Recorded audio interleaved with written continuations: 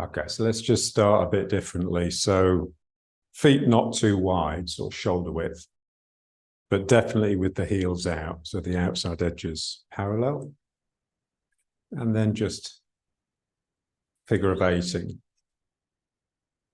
but really getting the hips moving.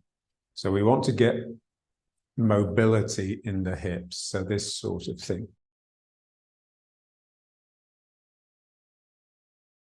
So your hip is tipping up here and then tipping up here.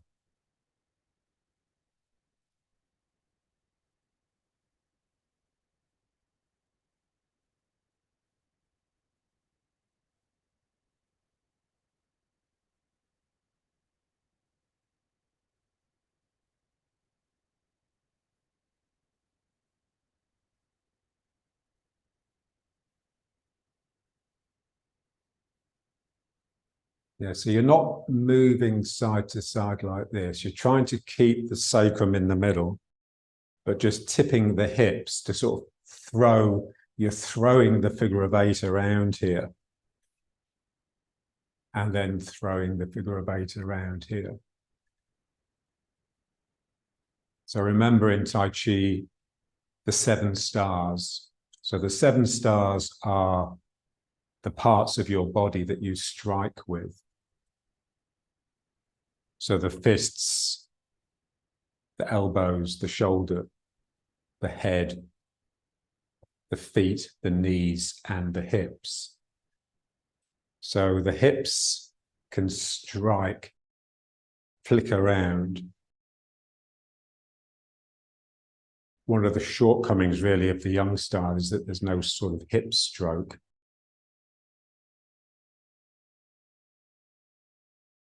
We're just trying to get the sacrum to just be very loose at the bottom of the spine.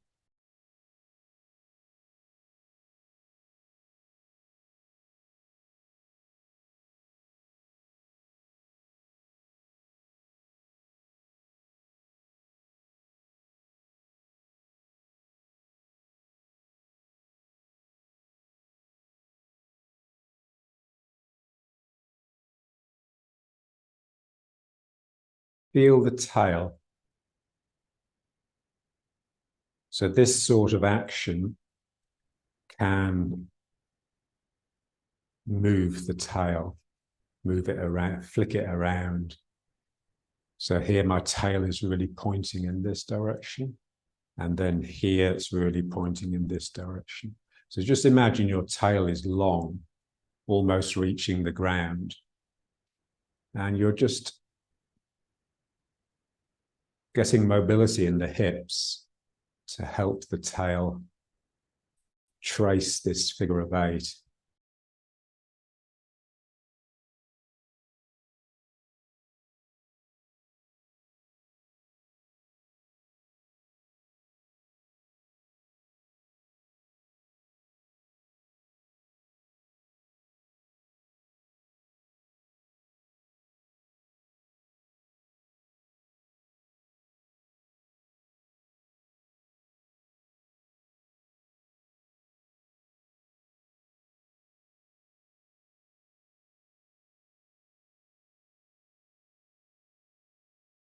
So the hips moving, and that's causing ripples to go up your spine.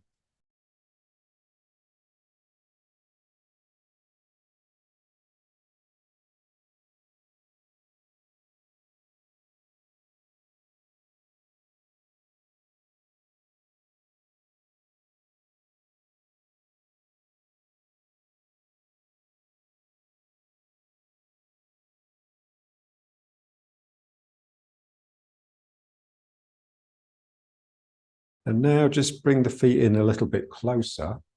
Again, heels out. And now just bringing one heel up, bringing the weight into that foot at the same time. I'm still doing the same thing with my hips, but as I flick this hip round, I'm bringing the heel up.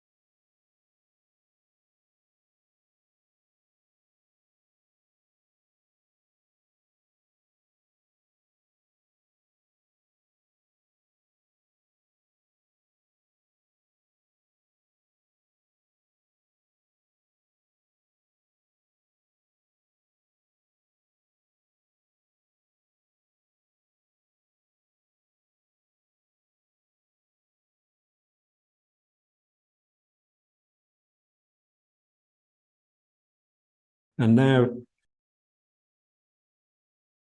riding horse stance, again with the outside edges parallel, so the heels out. And now just figure of eighting, but rather than figure of eighting by moving your weight like this, you're just doing what we've just been doing, really. So just trying to keep the sacrum in the middle and just pointing the tail.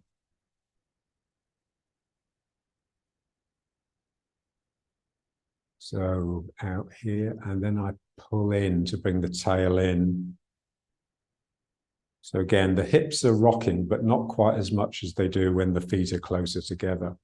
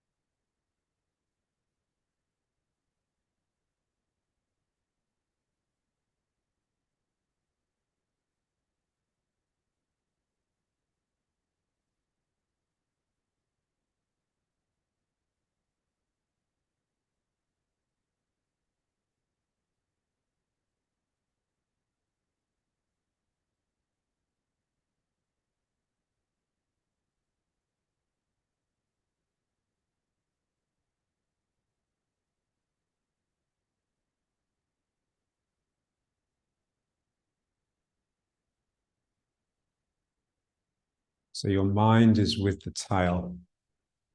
So you're intending through the tail and around this figure of 8.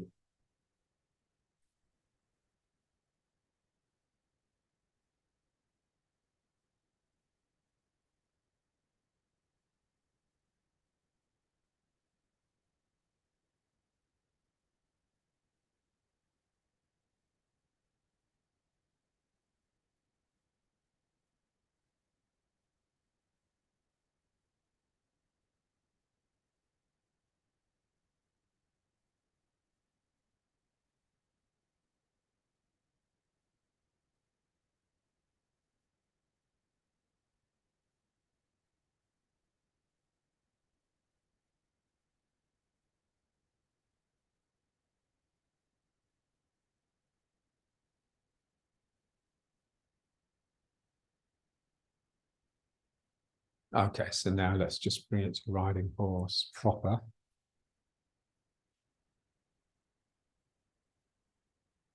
So just feel this area. We want it to remain loose. So the looseness that we've acquired by exercising the hips like that, we just want to retain it.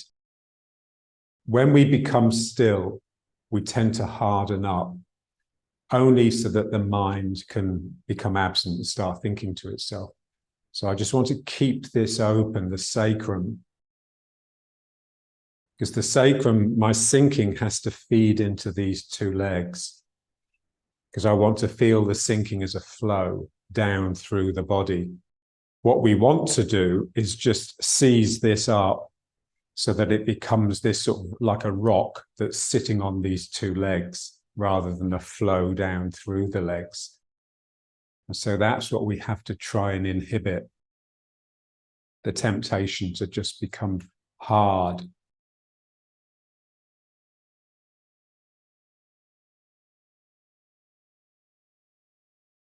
Feel it. So there's a flow down the body here, and there's a flow down the body here.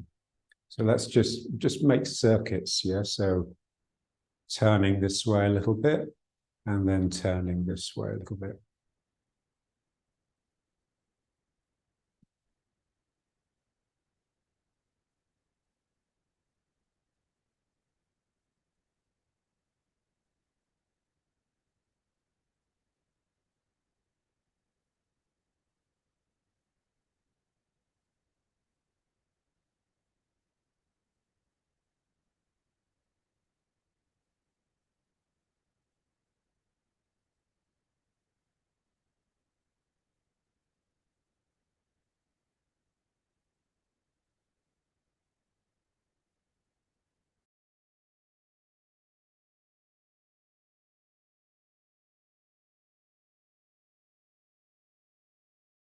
Feel the energy just sliding down this leg and then sliding down this leg.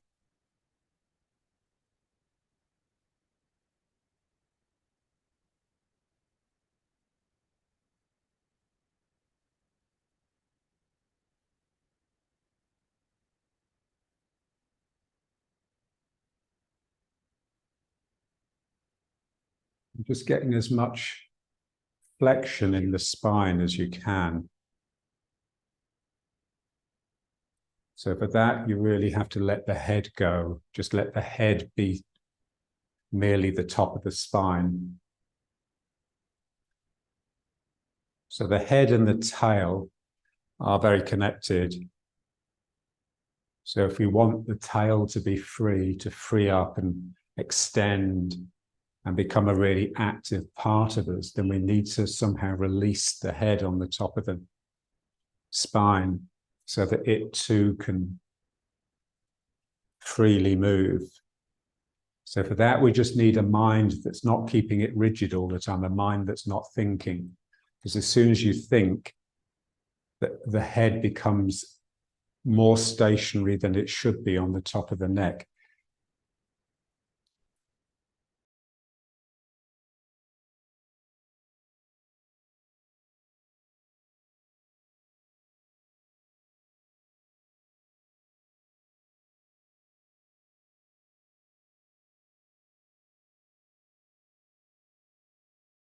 Just breathing now.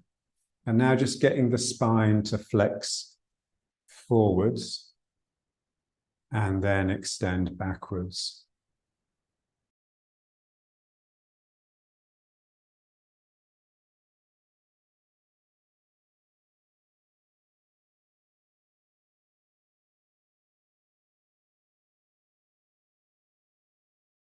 Feel the activity in the tail. My tail is trying to curl under, and now my tail is extending backwards.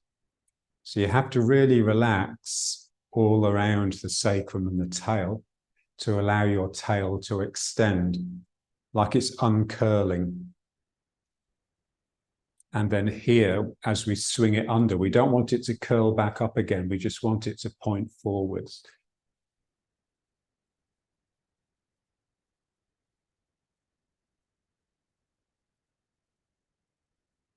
So the sacroiliacs have to remain really loose, which is what the heels being out helps.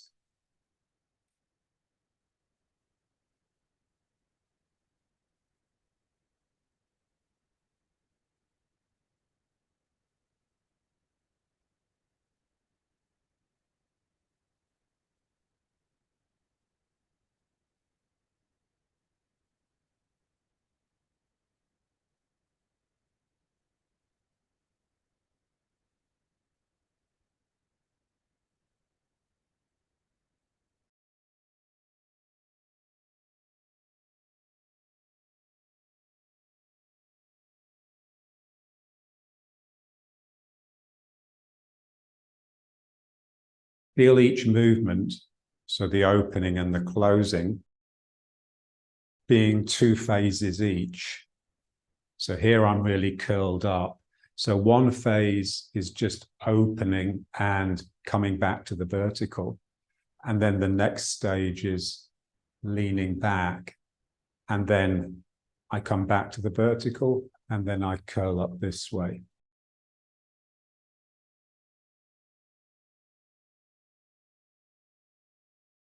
So 1, 2, and 1, 2.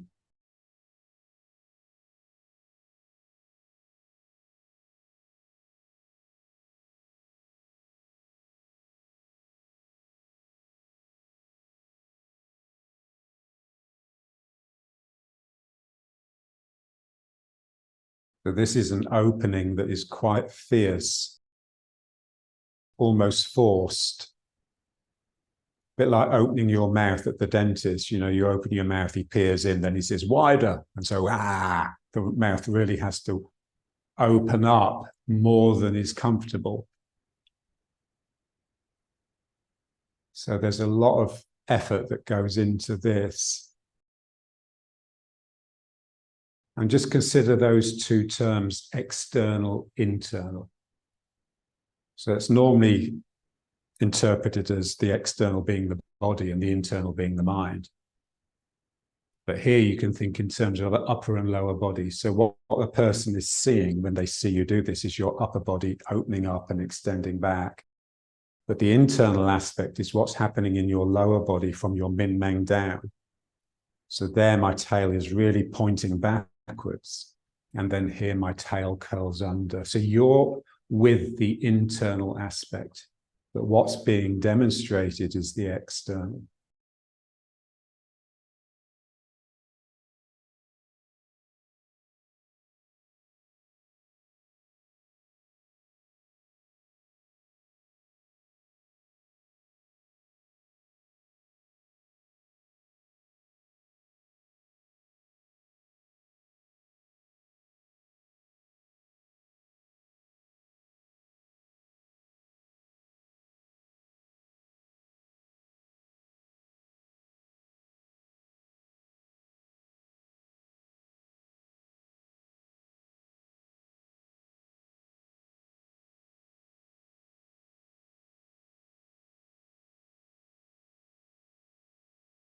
And then just bringing in just a bit of a turn. So staying in the middle here.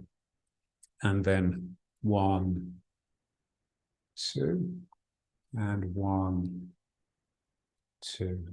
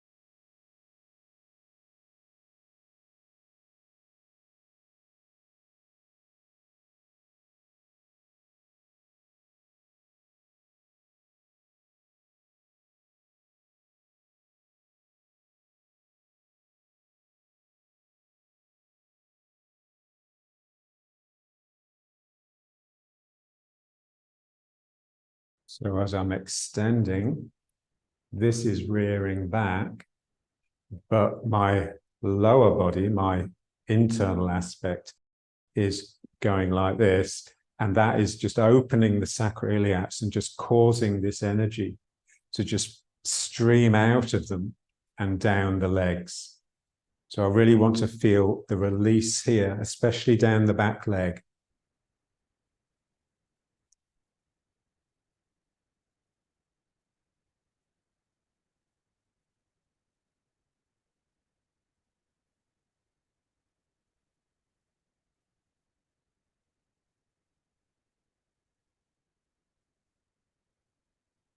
So the tentacle of energy, a tentacle has extended out of this joint, down the leg. It catches the ground beneath my foot and the tentacle retracts. And it's that starts me pulling round. And then it's this tentacle that gets me to turn past the front.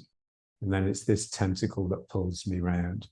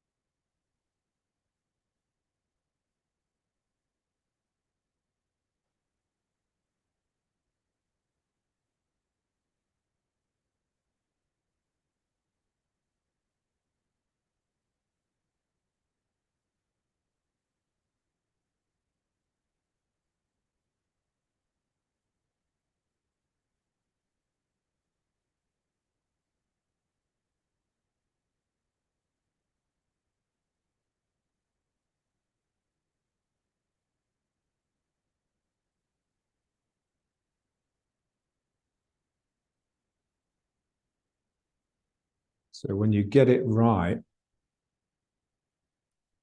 or when the energy opens up, rather, then you just feel really unstable. You just feel like really sort of like all that sort of what we normally associate with the ground, that sort of still hardness that enables us to settle and become safe. All of that has sort of disappeared. And so this is just really mobile within the hip structure, which is what the hip exercises we started with has brought about. So if there is any stability, any real sense of a structure, it's not a stationary one, it's a structure that's produced by the flow of energy. Same way with like a fire hose on the fire engine. You know, it's just made out of fabric and it coils up, but the water pumping through it gives it shape. So this is what we want to feel with our own body. So it's the energy that's flowing that gives this movement its shape and gives my body its shape. If I stop the energy, I would just collapse in a heap on the floor. That's the feeling.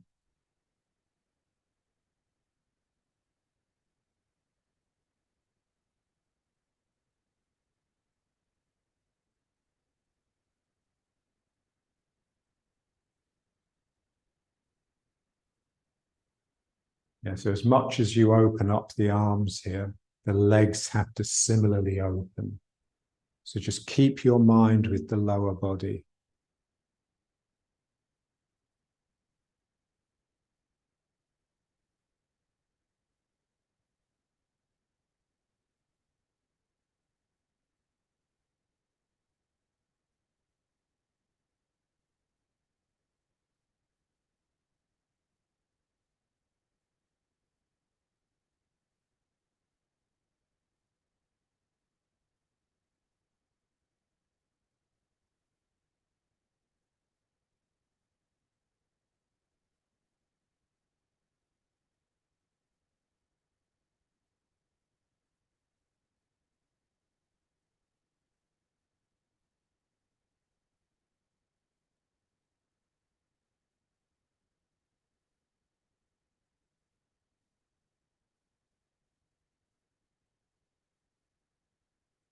Okay, good. So let's just bring it back to riding horse, maybe.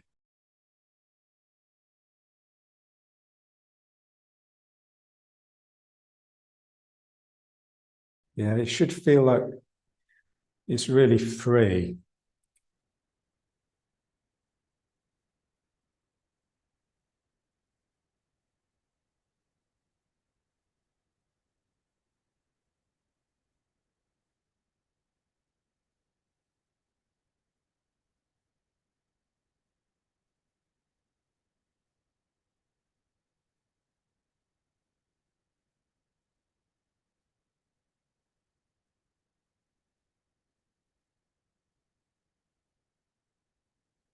So there's a concept that we really need to get into. And it's something that John was very much into, although he never verbalized it the way I'm going to, which is seduction. So this feeling that these sexy movements that you're making with your hips especially are seductive. You're playing energetic games with your environment. You're not really aware of it. It's just there. There's this bleeding back and forth between you and your environment all the time, like a breathing that's going on.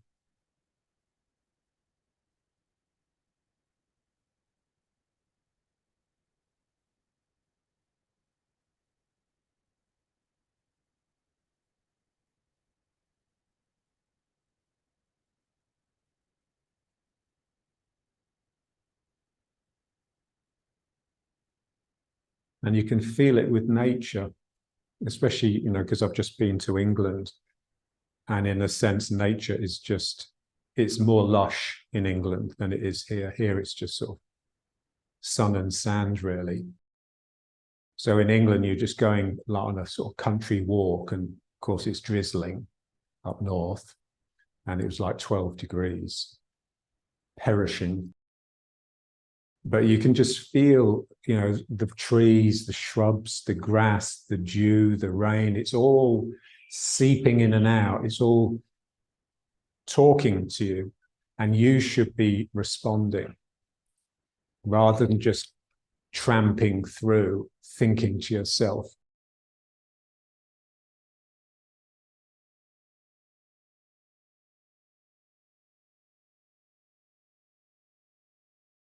So what's important when you're walking really is just feeling what's really happening. Heidegger had that beautiful insight. When you gaze at something, when you look at something directly, you hurt the thing that you're looking at. That thing has no choice but to shrink into itself, because that gaze is too much. It's too intense. It's got too much self-interest. But he said, but when you glance at things, when you just see things out of the corner of your eye, just fleetingly, then that encourages them to come out of themselves. And so when you're walking, it's like you're creating a pathway by gazing ahead, making everything there just minimize itself, shrink into itself. But out here, everything is looming in. So there's a sense that as you pass, the natural world is closing behind you because of this awareness that you have of your peripheral vision. So you've got the yang, which is your sort of central discriminating vision. But then you've also got this yin, which is just that sort of gentle awareness that's out to the side. At the dusk time, the twilight, when the light is low, then the central vision really reduces and it becomes all peripheral vision, really. So going for a walk,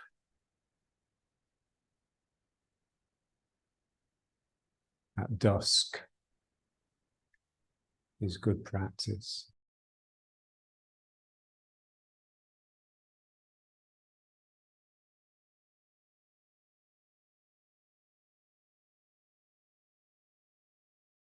Just step. In order to pick up one foot and move it around, it's not enough simply to move your center of gravity over the other foot and just lift this foot up. You've got to get through the leg and into the ground. So this is why these movements with the hips are so important. So basically what you do, you extend your tail down into the ground. So my tail has to open up and reach down. And that happens with my mind, but also with the flexibility here. So I'm extending and reaching down. And then this foot can come up, and I'm just that much more stable, really.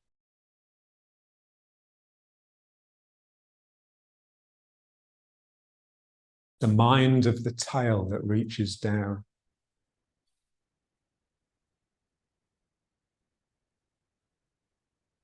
Yeah, and it's just very difficult because what we're so used to is tensing this area up in order to make it solid, and then just sitting there on top of the leg, which similarly has to become solid to hold me up. And now I'm wanting to maintain the structure by getting a flow down. So here my spine is extending down through my tail and into the ground. So with my mind, I really have a presence underneath this foot in the ground. And then here, ooh.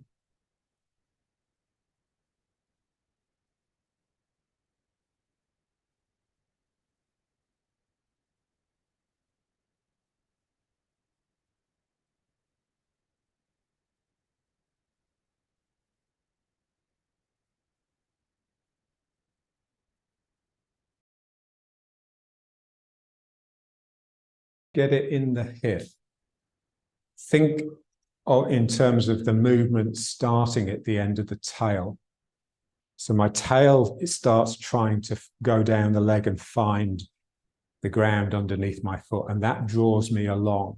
So we just want to get away from just moving the body ignorantly. My body is moving because the energy is pulling it. And remember, energy is the flow of intention. So it has to start in the mind. So my mind is with my tail, which is reaching down, and that draws my body along.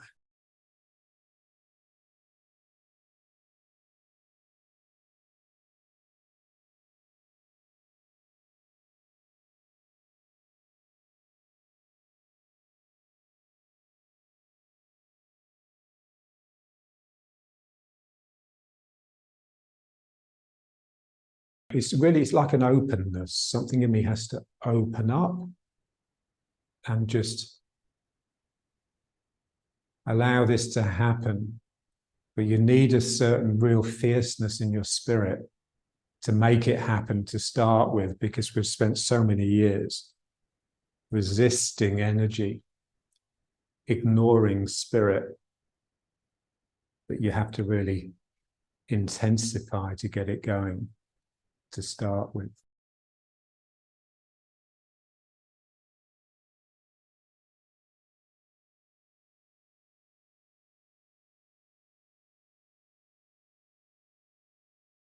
Keep the sacroiliac open. It's always wanting to close up to make me feel like I'm more secure. And if it does close up, then the energy is gone and it's had to be replaced by force. So if I can keep this really open so that there's a real gush across that joint, both down and up from the leg, then I can maintain this as a central equilibrium.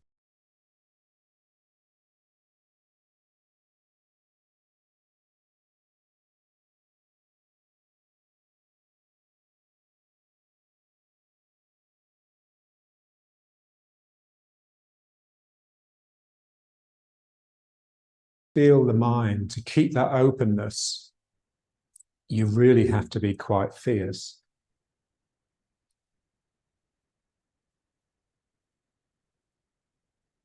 So your mind really has to mean it.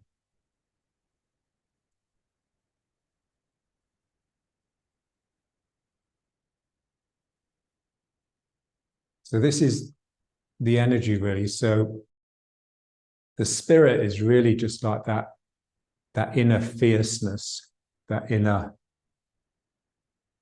intensity that we have to employ to do it better than we did before, so that there's a sense that we're moving on, sense that we're getting better at it.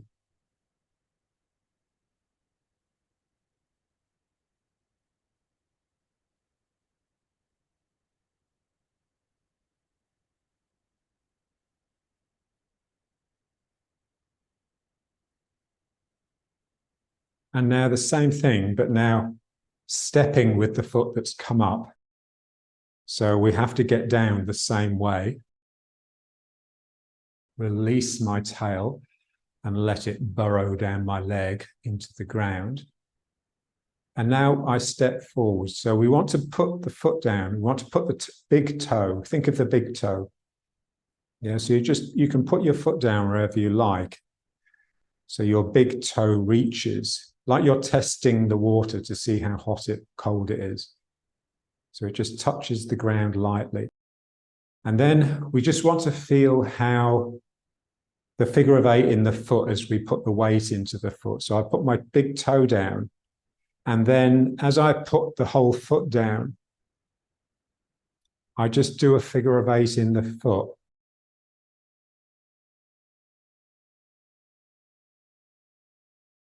I'm going around the heel and then around the toes from the little toe down through to the big toe. So I end up back in the big toe, having started in the big toe, but I've done a figure of 8 through the foot in order to get my weight into the foot.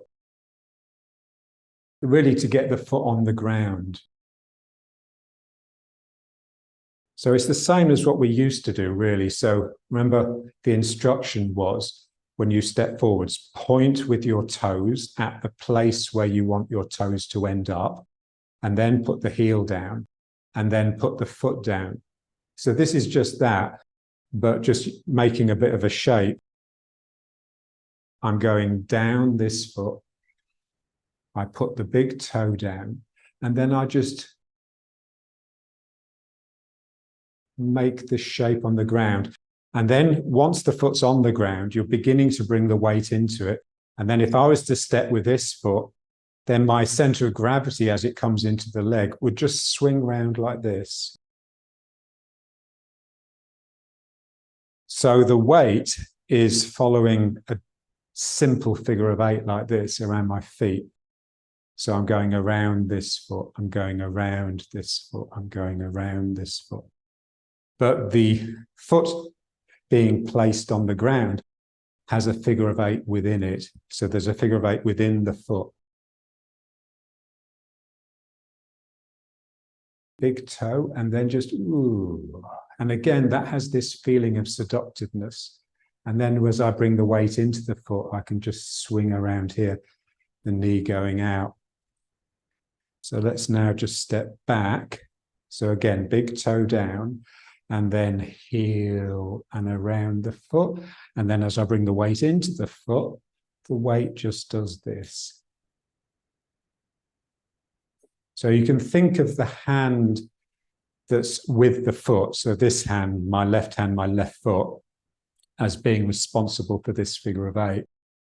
And the other hand being responsible for just the big one, the circle, if you like, that goes around this foot.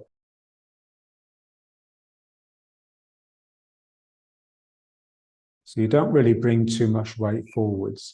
And then I want to do the same thing here. So there's a sense here that I've lifted this heel. And then when I come into this foot, I can do a figure of 8 with the foot. And then here.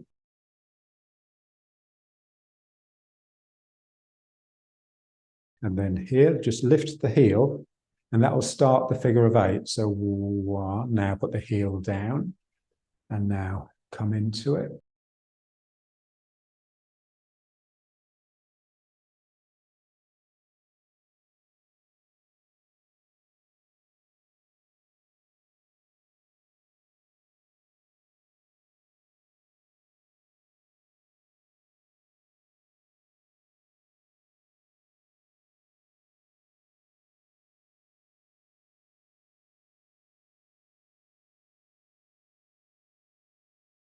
Feel that movement here in the foot is what's drawing the tail out of you. It's drawing your end of your spine down into the foot. And so, ooh, I really sink. Not simply by bending the leg, but by getting through the leg.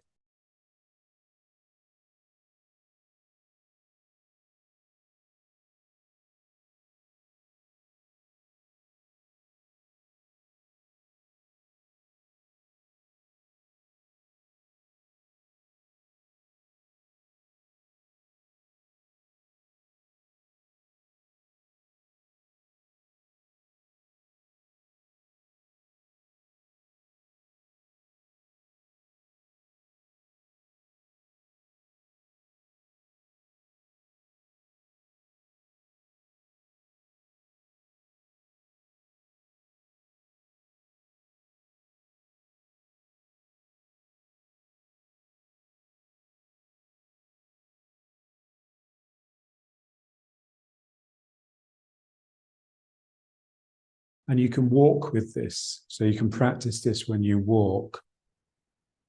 You have to walk quite slowly to start with.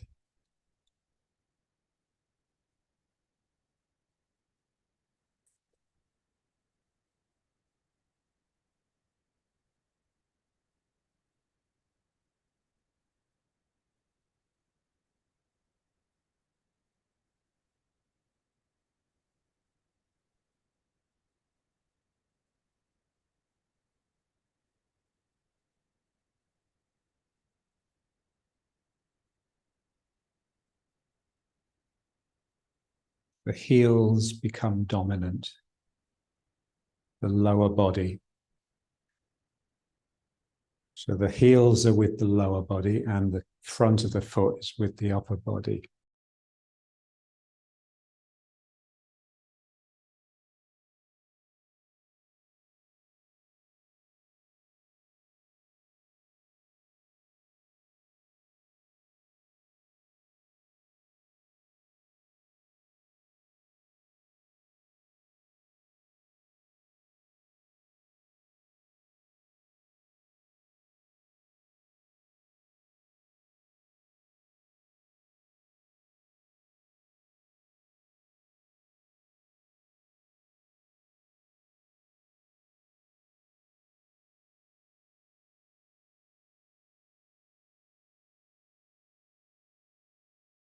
Let's do the other foot, but just start with that filling and emptying exercise.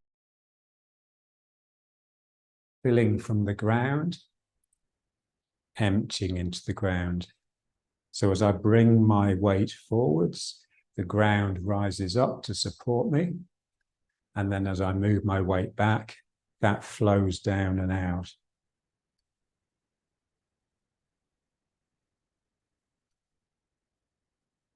So people find it relatively easy to feel gravity, to feel pull, because all you have to do is hold your arm up and then relax and it falls down. But to feel the upward energy is more difficult. So this is great for just getting into that. So as I come forward, it's really just my strength that's slowly rising up me and then slowly receding when it's no longer needed.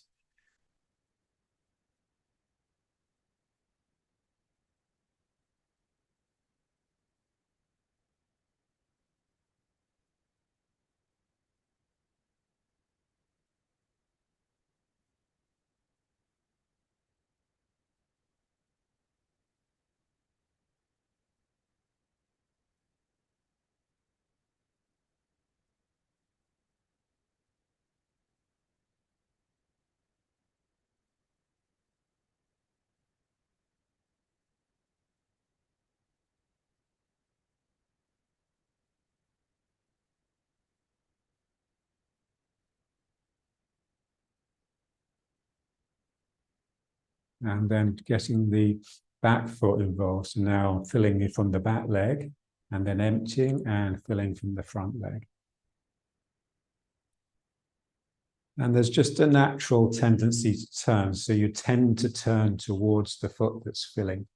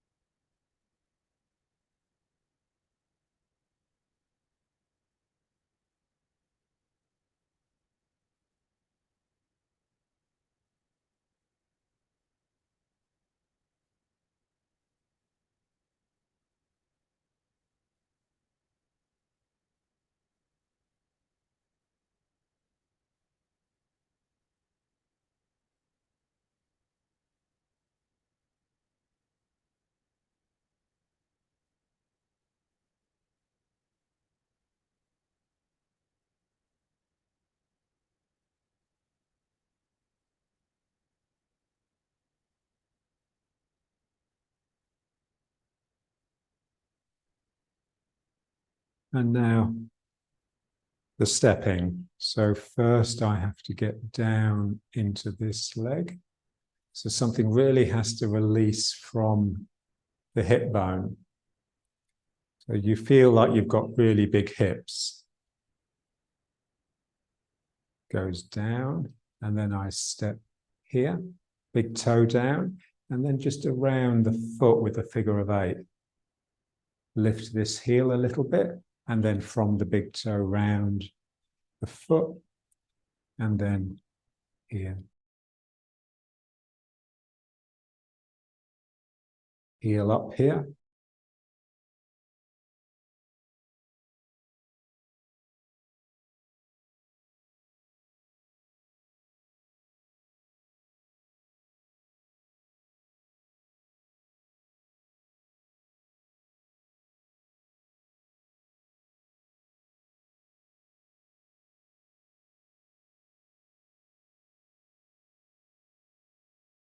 So as the heel goes down, it's also pulling backwards, which is drawing you into it.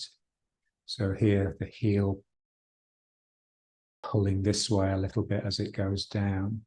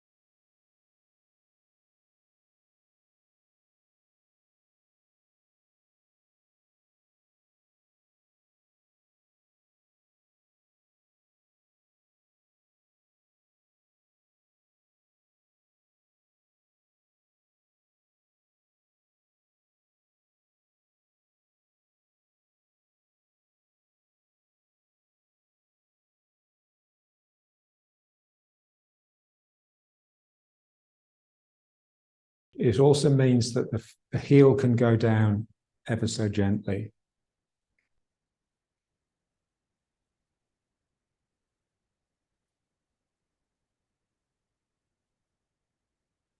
So if you watch those great African runners, the ones that run barefoot, they've had to find a way of running that doesn't jar into the knees, otherwise they wouldn't last very long.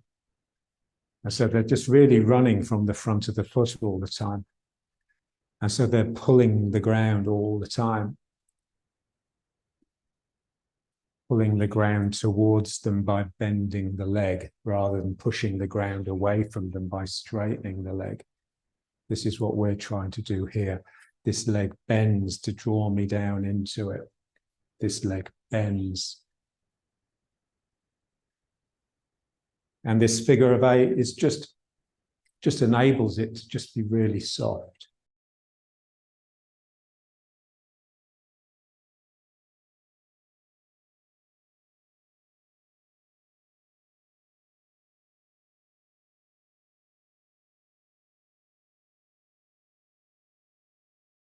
My sister once complained to me that her knees were hurting when she was running. So I went for a run with her and just saw how heavy-footed she was, how clumpy. So I showed her the video on YouTube of the African running. And she said, yeah, it's beautiful. She says, but you can't change the way you do something, can you?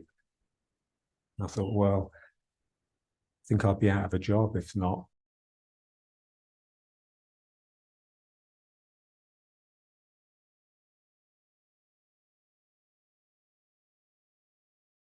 So now she cycles instead.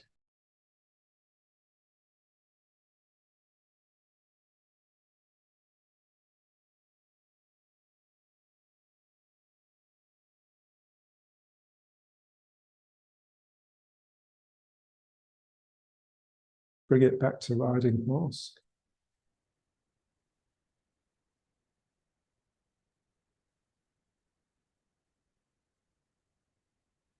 So this thing of the outside edges being parallel. So this sense that the heels are just trying to work out all the time, work away from each other. It's a complete game changer because without that, you never really release here.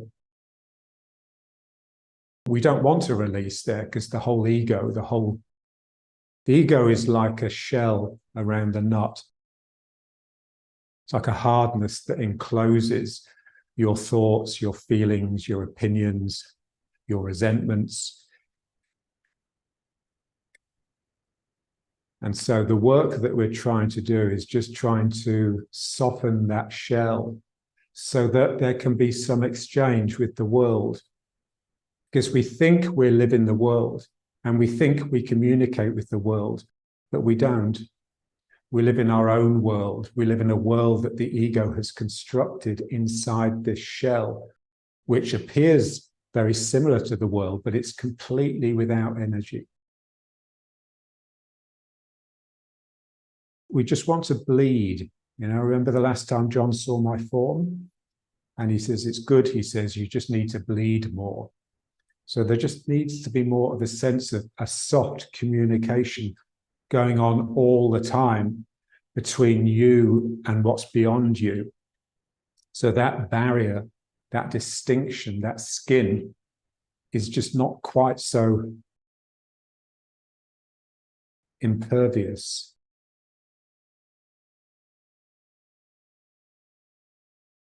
The heels going out just allows the two sacroiliacs to just open up, just soften and open up a little so that you can get a real sense that it's the energy flowing down that's causing the legs to have to hold me up. It's not the legs being subjected to the force of my upper body.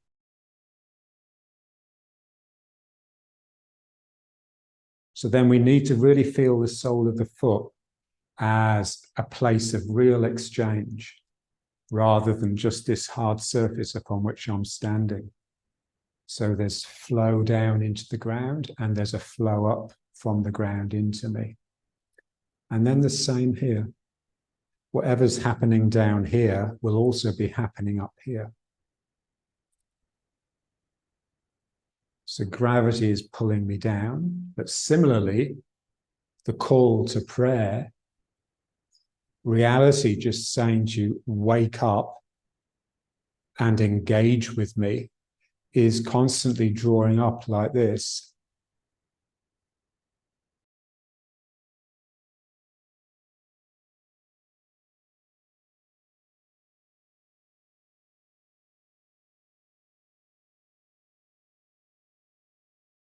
What tends to make the ego stronger is our sense of sight. So when we look at something, we really do force it to become an ego, really force it into its own shell. We stay in our shell and we start making judgments. The mind starts working. So it's trying to recognize what it is, then it's trying to name it.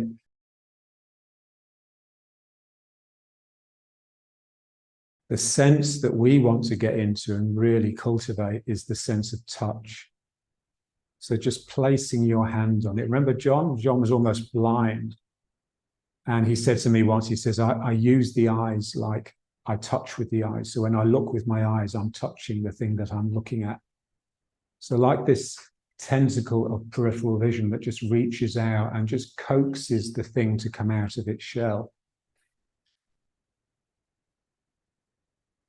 So we're hooding the eyes all the time. We're withdrawing that central vision and just bleeding into the world through our peripheral vision.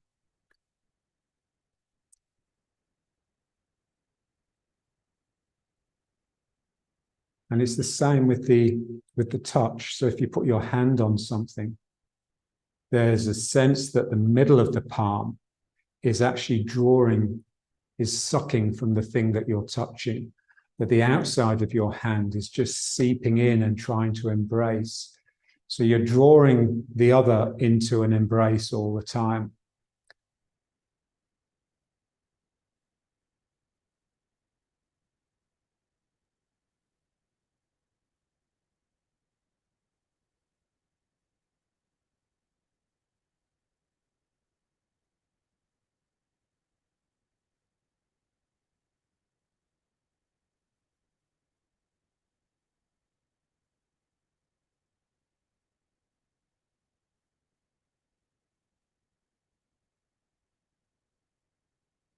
And to maintain that openness, to keep the channels open, you really need a lot of energy. Not the energy that can dig the road, but just that quiet mind that is always expanding. It's always trying to expand the boundaries.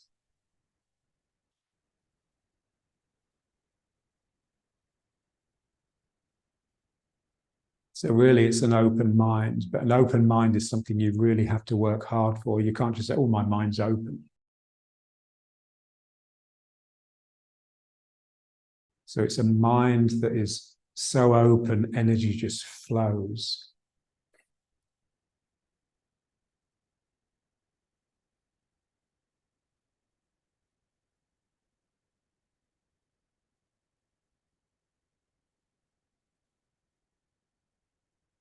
And then let's just bring it up. So again, keeping the heels out. Just a gentle figure of 8 with the hips. So just constant movement, but gentle movement in the sacrum.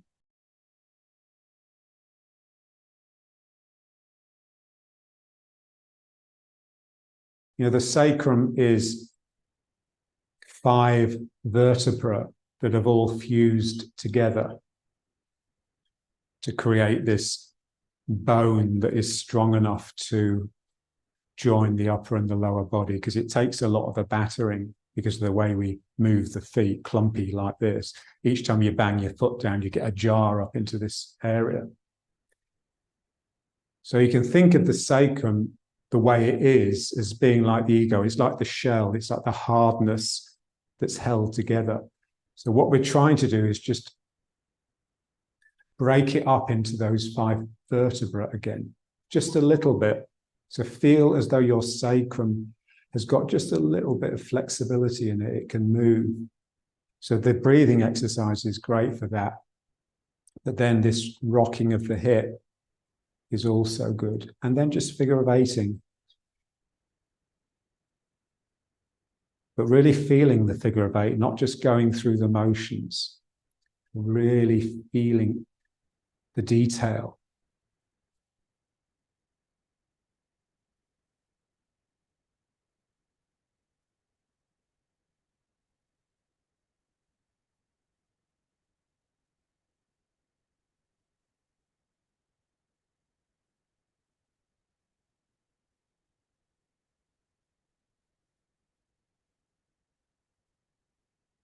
So a mind that is really supremely awake and aware and ready, primed, ready to respond to the slightest pressure.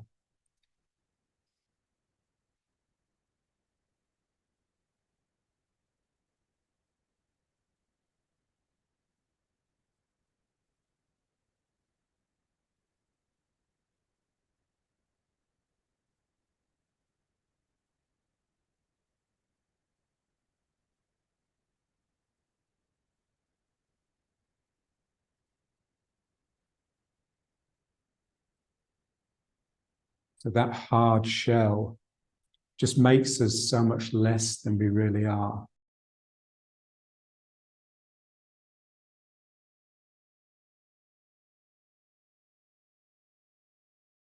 And unfortunately, we're created in an environment that really requires that shell.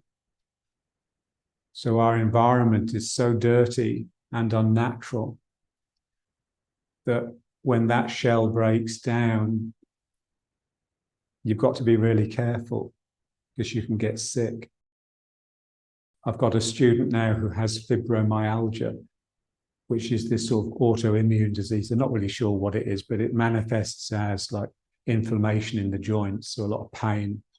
She can't really move very well.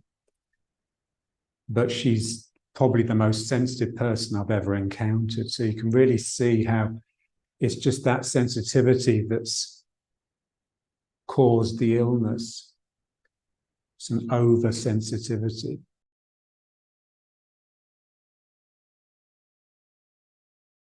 her environment, the city, is just really hurting her.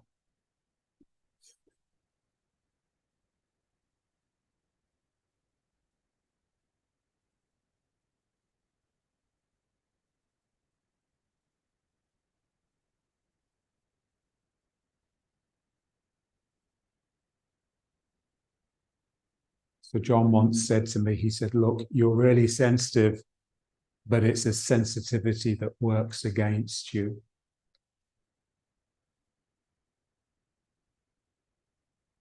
And so I said to him, how do I stop that? How do I get it to work for me? And he just said, you have to change the way you live your life.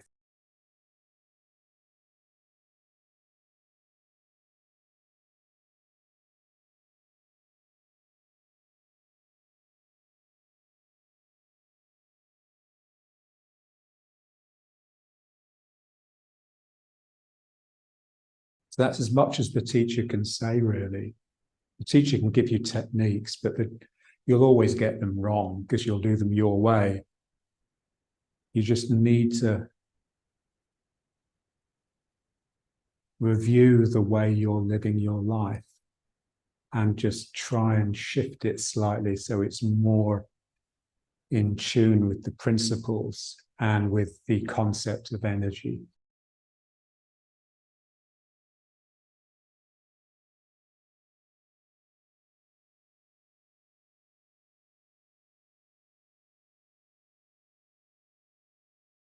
So now just feel this, it's buzzing. The sacrum is buzzing. And there's all this movement still going on in the energy. My tail is just trying to unravel and just hang down through the feet. And just feel the heavens, the draw of the heavens, the call to prayer. I love that phrase of St. Paul, pray unceasingly. So that's the way we need to change the way we live our life. There needs to be something that's unceasing, something in the work, in our engagement with the world that doesn't break. You're not taking little holidays all the time. Part of you is just with central equilibrium all the time.